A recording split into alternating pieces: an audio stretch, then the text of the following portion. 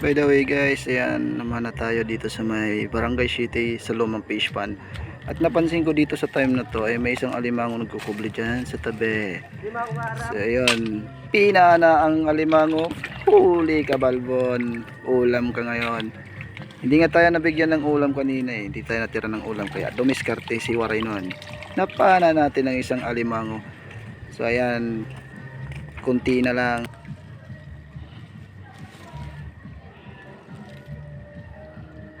Dito nga ay lumipat ako ng pwesto ng time na to at wala na akong makita na alimango dyan, kaya dumiretso tayo. Hindi ko na nabidyoan yung sumunod na pagpana ko diyan dahil nga ay tagilid.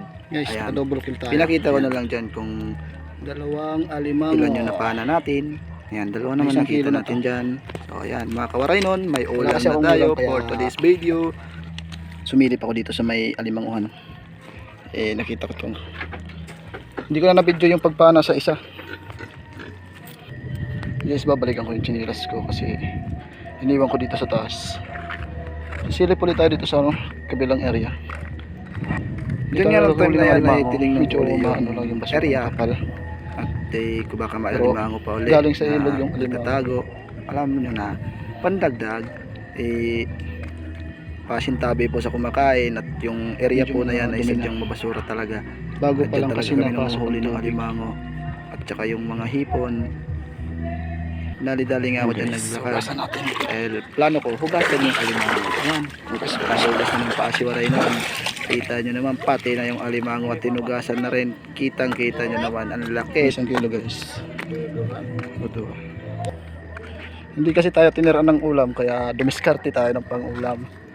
Yung dala kong isda kanina, inubos daw ng mga kapatid ko, wala naman ang magagawa, kinain naman nila.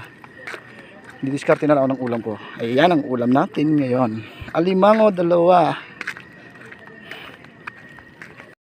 Itong huli natin ngayon guys.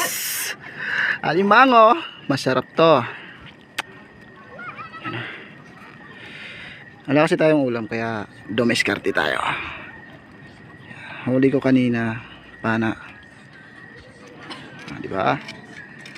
May ulam na papay. Dito nga nung time na to ay naisalan ko na yung alimango na 2.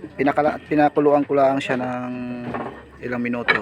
Ayan guys, kaya naluto na nga siya. Ulam natin. Sasandukin na natin at maglalapakan na tayo. So Ayan natin, kumuha tayo ng kutsara. Sandok pala yan, hindi pala kutsara.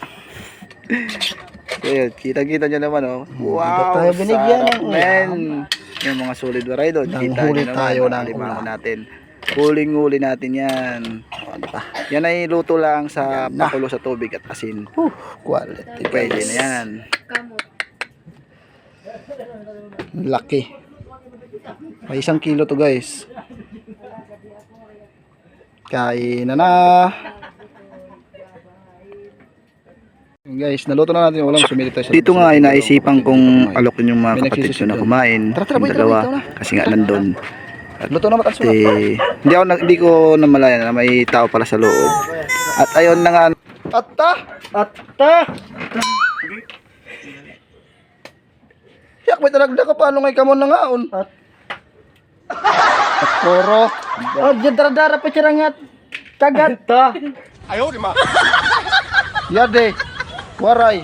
Di kita nagkuha pagkakaon. Bisgo daan pagdadon ta. Pagdagok nga kita. Inuunahan kita on. Waray, di ako magdadakop na kay ginuunahan kita. Di ka nagluto, di ka nagdakop on. Yade hiinjila on, yade. Di pa. Nabida. Yadi pa. Yade pa. So ayun guys, salamat sa panonood. Better luck next time. Maraming salamat. Like and share. Thank you.